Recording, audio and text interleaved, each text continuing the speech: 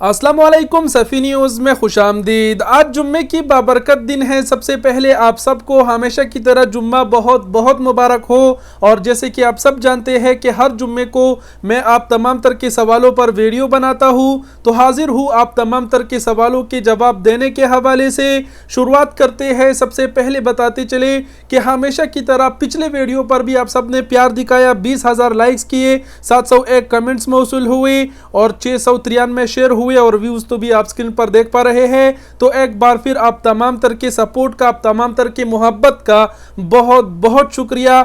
इन कमेंटों में मैं एक बार फिर कहूँगा कि बड़े तादाद में ऐसे कमेंट्स हैं जिसमें लोगों ने हमें दुआएं दी, सराहा, तो उन सब का बहुत बहुत शुक्रिया। बहुत ही बड़े तादाद में कमेंट्स है, अब सबका यहाँ तो दिखा नहीं सकता। बढ़ते हैं मेन अहम सवालों की जानिब, जिसमें बहुत अहम सवाल आज पूछे गए हैं, हुरूफ, वीज़ा, इकामा वगैरह, पासपोर्ट, तमाम तर चीज़ों के हवाले से। तो बढ़ते हैं। सबसे पहले जो है यहाँ पर मैं एक सवाल जो है वो शामिल करता हूँ इंडिया से मंजूर आलम का। इन्होंने लिखा है कि हर वीडियो में पहले पाकिस्तान ही क्यों भाई, कभी इंडिया का भी पहले बता दिया करो। तो मैंने भाई का ये कमेंट पिक किया है और भाई का ही कमेंट पहले दिखा दिया। इन्होंने कुछ पूछा तो नहीं है, लेकिन ये इनकी मोहब्बत है कि मेरी वीडियोस देखते हैं। मेरे इंडिया के बड़े अच्छे दोस्त भी हैं, व्यूवर्स भी है जो हमारे वीडियोस देखते हैं। बड़े तादाद में इंडिया के लोगों की भी कमेंट्स मौसूल होते हैं जिसका मैं जवाब देता हूँ, लेकिन उससे ये मालूम नहीं पड़ता कि ये इंडियन ने पूछा कि नहीं पाकिस्तानी ने। लेकिन भाई ने ये बस एक किस्म की शिकवा भी किया है कि हर वीडियो में पहले पाकिस्तान का नाम क्यों। तो जी भाई, आपका इंडिया का नाम पहले ले लिया, अब तो खुश ना। अच्छा, बढ़ते हैं अगले सवालों की जानिब, लेकिन उससे पहले बताते चले कि एक भाई की दोस्त का सऊदी अरब के शहर रियाज मनपूहा से गाड़ी चोरी हुई है, जिसकी तस्वीर आप स्क्रीन पर देख पा रहे हैं। अगर कहीं पर यह गाड़ी आपको मिले तो भाई का नंबर स्क्रीन पर आप देख पा रहे हैं, उनको राब्ता करके जरूर बताइएगा, क्योंकि भाई के दोस्त की गाड़ी गुम हुआ है और बेचारा काम की वजह से परेशान होगा। गाड़ी का जो नंबर है वो TTA 8266 है। उम्मीद करते हैं ये थोड़ा सा आसपास में देखा करिए, अगर कहीं मिले तो भाई को इस नंबर पर राब्ता करके ज़रूर बताना।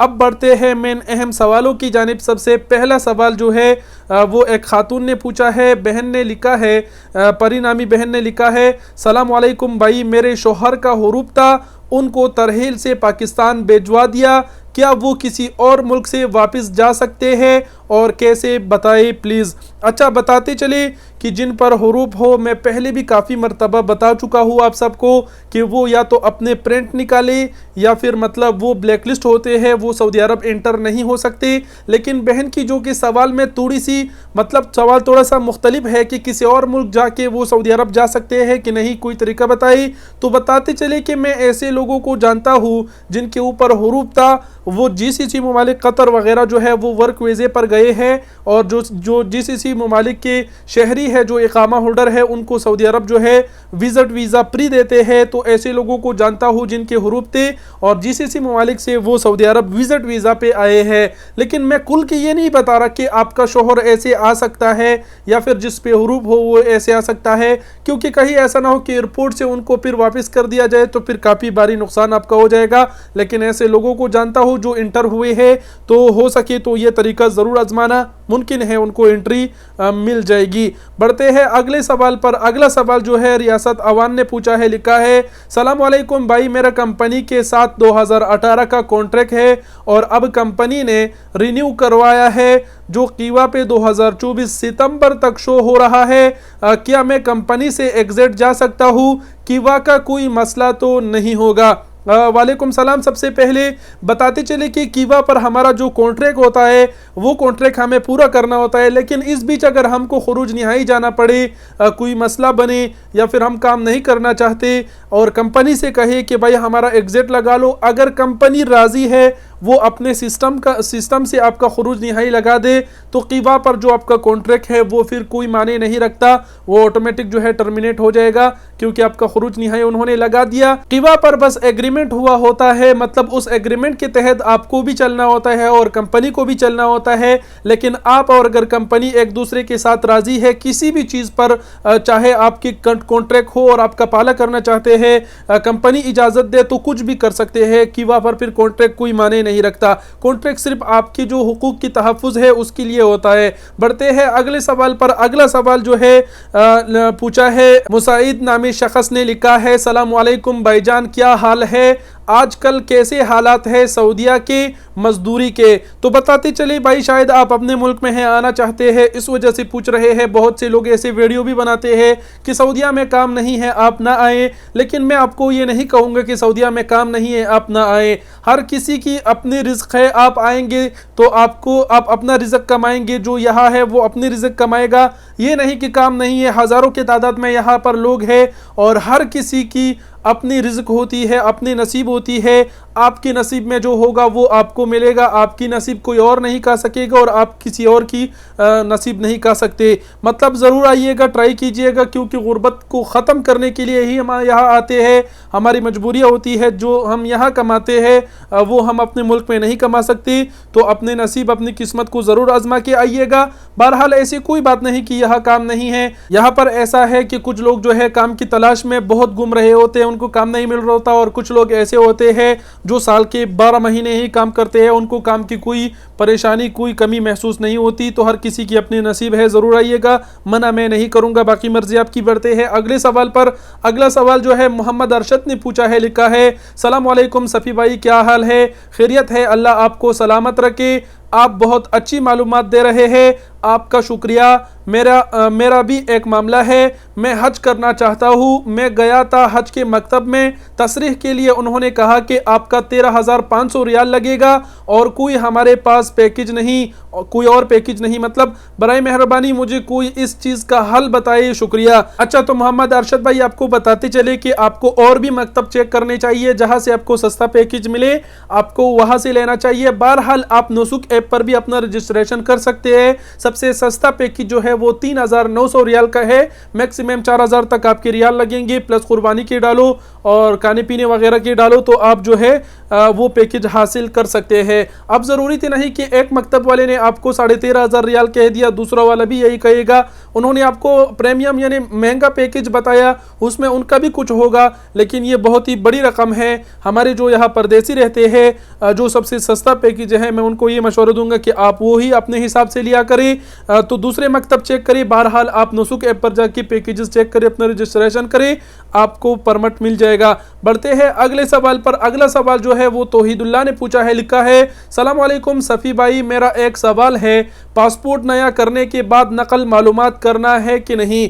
वालेकुम सलाम भाई, बताते चले कि पासपोर्ट रिन्यू करने के बाद नकल मालूमात बहुत ही ज़रूरी होते हैं। अगर आपकी पासपोर्ट एक्सपायर हो जाए, आप रिन्यू करवाते हैं, तो अगर आपकी कफील है या कंपनी है तो उसमें उस पासपोर्ट की फोटोकॉपियाँ या वो पासपोर्ट ज़रूर दीजिए ताकि वो आपका नकल मालूमात कर सके। नकल मालूमात इसलिए ज़रूरी होते हैं, अगर आपकी इकामा एक्सपायर हो जाए वो उसे रिन्यू करेगा, आपकी पासपोर्ट सिस्टम में पुराना वाला डेट होगा एक्सपायरी, तो फिर आपकी इकामा तजदीद नहीं होगा।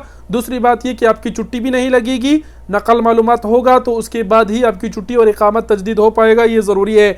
बढ़ते हैं अगले सवाल पर। अगला सवाल जो है वो हामिद बरूही ने पूछा है, लिखा है सलाम वालेकुम, आपकी वीडियो बहुत अच्छी लगती है। अच्छा, बहुत शुक्रिया हामिद बरूही। मुझे इस तरह की बहुत ही बड़े तादाद में सऊदीया में अपने भाई मिलते हैं जो हमारी वीडियोस देखते हैं, जो आपकी तरह ही हमें प्यार देते हैं, रास्ते में मिलके बहुत सराहते हैं, शुक्रिया अदा करते हैं, कमेंट्स बहुत बड़े तादाद में मौसूल होते हैं, देखने वाले बहुत प्यार करते हैं। आप सबकी मोहब्बत का बहुत बहुत शुक्रिया, जितना मैं शुक्रिया अदा करूँ कम है। भाई का कमेंट बहुत ही अच्छा लगा तो उठाया। यहाँ पर एक बात और कहना चाहूँगा कि कुछ लोग ऐसे भी हैं जो मुझ पर तनकीद करते हैं, ये कहते हैं कि सफ़ी भाई हर वक्त झूठे ख़बरें ही फैलाते हैं। पता नहीं उनको समझ क्यों नहीं आ रहा कि मैं जब भी कोई ख़बर नशर करता हूँ तो साथ में प्रूफ जो सोर्स होती है वो भी लगा लेता हूँ। ये ख़बर कहाँ से आया, सऊदी कौन से इदारे से आया, वो भी लगा लेता हूँ, फिर भी वो यकीन नहीं करते कि ये ख़बर सच्चा है। तो मेरा कहने का मतलब ये है कि ऐसे लोग जो मेरे वीडियोस को झूठे समझते हैं, वो जिस वीडियो को मेरे झूठे समझते हैं, झूठा समझता है, तो वो उस वीडियो को थोड़ा मैं कहूँगा कि गौर से देखे, तो उम्मीद करते हैं फिर वो वीडियो आपको सच्ची लगेगी।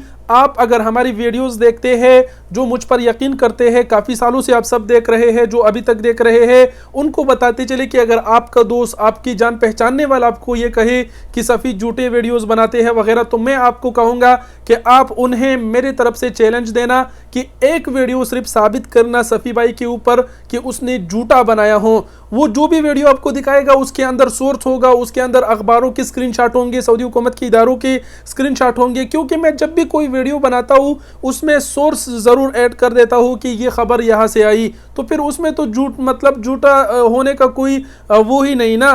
कहने का मतलब यह है कि बिला वजह ये नहीं कहना चाहिए कि मैं झूठे वीडियोस बनाता हूँ। झूठे वीडियोस बना के मुझे क्या मिलेगा, मैं थोड़ी ना आप लोगों को गुमराह करूँगा। बहरहाल मुझे पता है कि जो समझदार है, जो मेरी वीडियोस देखते हैं, मुझ पर उनका यकीन है, फुल भरोसा है। खैर और कुछ नहीं कहेंगे, बढ़ते हैं मेन सवालों की जानिब। अगला सवाल जो है मुस्तफ़ा खान ने पूछा है, लिखा है, सफ़ी भाई मैं साइका खास हूँ, कफील के साथ काम कर रहा हूँ, मैं कफील के बगैर कफाला कर सकता हूँ कि नहीं? नहीं, बिल्कुल नहीं कर सकते। डोमेस्टिक वर्कर जो अमला मंजली या खास अमिल मंजली है वो कफील के बगैर नहीं कर सकते, चाहे आपके हुरूब हो या फिर ना हो, कुछ भी हो नहीं कर सकते। अगला सवाल है फैसल कोस्तानी ने लिखा है, सलाम वालेकुम, क्या बता सकते हो मैं छुट्टी पे आया था लेकिन मैं वापस नहीं गया हूँ। अब कफील कहता है कि आपका वीज़ा जवाजात से कैंसिल किया है, लेकिन कफील ने कैंसिल नहीं किया, ऐसे कैंसिल हो सकता है कि नहीं? और दूसरी बात, मैं अब नया वीज़े पर कब जा सकता हूँ? तकरीबन इधर 2 साल हो गया है। ये बाई का सवाल है। बाई को नीचे एक शख्स, मुस्तकीम नामी शख्स ने जवाब देते हुए बताया है कि फैसल कोस्तानी, ये आपको मैं बताता हूँ, नया वीज़े पे 50 साल बाद आ सकते हो, और रही कैंसिल की बात तो जवाजात से कैंसिल हो सकते हैं, इसमें कफील का कोई लेना देना नहीं है। ओके। फिर फैसल कोस्तानी ने जवाब दिया है, मुस्तकीम दीवाना, तुम कौन होते हो हमें समझाने वाले? उसके नीचे फिर मुस्तकीम दीवाने ने लिखा है, कोस्तानी किंग। सबसे पहले बताते चले कि भाई जैसे कि इन्होंने एक दूसरे को रिप्लाई दिया, मैंने काफ़ी बार इस तरह देखा है, तो बताते चले कि कमेंट सेक्शन में कभी भी लड़ाई नहीं करना। और बाकी जो ये मुस्तकीम दीवाने ने जवाब दिया है, भाई अगर आपको मालूमात हो तभी जवाब देना, मालूमात नहीं है तो आपने ये गलत कहा ना कि भाई 50 साल बाद आ सकते हैं। छुट्टी वालों के ऊपर 3 साल की पाबंदी होती है। बताते चलिए फैसल कोस्तानी के आप जो है वो छुट्टी गए हैं, वापस नहीं आए, तो आपके ऊपर 3 साल पाबंदी होती है। सऊदी हुकूमत के कानून में सिर्फ छुट्टी वालों को ही छोड़ दिया गया है, बाकी सारे जितने जेलों के जरिए जाते हैं उनको ब्लैकलिस्ट करते हैं। छुट्टी वाले 3 साल 3-4 महीने रुके और हिसाब जो है वो वीज़े की एक्सपायरी की तारीख से ही करें, ये मैं काफ़ी बार बता चुका हूँ। उसके बाद ही आप आए तो आप आ सकते हैं। और जहाँ तक आपके कफील ने कहा कि जवाजात ने वीज़ा कैंसिल किया है, उसने नहीं किया है, तो बिल्कुल ऐसा हो सकता है, क्योंकि आपका वीज़ा आप जो छुट्टी जाते हैं, खुरूज अवदा एक्सपायर होता है, तो महीना 2 महीने जो है आप अपने कफील के रिकॉर्ड में रहते हैं। आपकी कफील अगर चाहे तो वो आपका वीज़ा एक्सटेंड कर सकता है बैरून मुल्क रहते हुए आप। तो कहने का मतलब ये है कि अगर वो 1-2 महीने तक उसके ऊपर एक्शन नहीं लेता तो फिर जवाजात उसके सिस्टम से, उसके रिकॉर्ड से आपको ख़त्म कर देता है और आपके ऊपर खरज वाला मियाद यानी 3 सालों की पाबंदी लगा लेते हैं। तो ये वजह है, इसलिए कपिल ने आपको कहा। अब अगर पुराना कपिल आपको वीज़ा देता है तो आप उसके वीज़े पे किसी भी टाइम जा सकते हैं, लेकिन नए कपिल के पास आप 3 सालों के बाद जा सकेंगे। उम्मीद करते हैं समझ गए होंगे। बढ़ते हैं अगले सवाल पर। अगला सवाल जो है वो पूछा है, इकबाल ने लिखा है, सलाम वालेकुम, एक दफ़ा खुरूज निहाई लग गया हो तो बाद में कफील पैसे मांगे, अगर ना दे तो खुरूज निहाई ख़त्म कर सकता है? जी बिल्कुल, अगर कफील ने एक बार खुरूज निहाई लगाया और आपकी उससे मतलब कुछ हुआ और कफील कैंसिल कराना चाहे तो बिल्कुल कर सकता है खुरूज निहाई आपका कफील। उसके लिए ज़रूरी है कि आपके इकामे में टाइम बाकी हो, आपकी इकामा वैलिड हो। अगर एक्सपायर हो तो पहले आपका कफील इकामा रिन्यू करेगा, उसके बाद ही वो खुरूज निहाई कैंसिल करेगा। अगला सवाल शहजादा इमरान ने पूछा है, लिखा है, सलाम वालेकुम सफ़ी भाई, क्या हाल है? भाई मेरा पासपोर्ट की डेट एक्सपायर ख़त्म हो गई है, 15 दिन हो गए हैं, कोई मसला तो नहीं है, और अपडेट करवाने का कोई तरीका बताए, मेहरबानी होगी। अच्छा बताते चलिए, पासपोर्ट अगर आपकी एक्सपायर हुई है तो कोई मसला नहीं, एम्बेसी जाए रिन्यू के लिए दे दे, उस पर कोई जुर्माना नहीं। दूसरी बात यह कि अगर आपकी इकामा एक्सपायर हो जाए, आपकी कफील उसे तजदीद करेगा, तो ऐसी सूरत में अगर आपका पासपोर्ट एक्सपायर होगा तो फिर इकामा तजदीद नहीं होगा।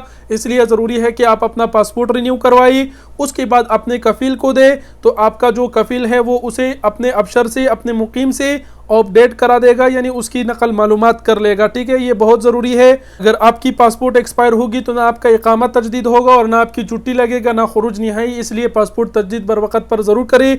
अगला सवाल जो है वो अली असगर ने पूछा है, लिखा है, सलाम अलैकुम भाईजान, क्या हाल है आपका भाई? मैंने आपसे पूछा था कि 7 साल हो गए सऊदीया से आए हुए हुरूप पर, और अब उम्रे का वीज़े पे जाने से कोई टेंशन तो नहीं है? जज़ाकल्लाह, रिप्लाई ज़रूर कीजिएगा।